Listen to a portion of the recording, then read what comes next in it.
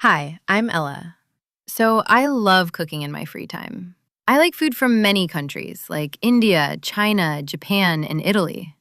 Last year, I did a Japanese cooking course at college.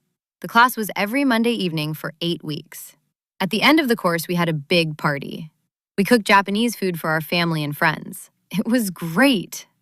Now I cook at home every day. I like trying new recipes. I read cooking books and watch cooking programs on TV to learn new things. Hi, I'm Jack and I love music. Right now, I am a student. I study music technology at college.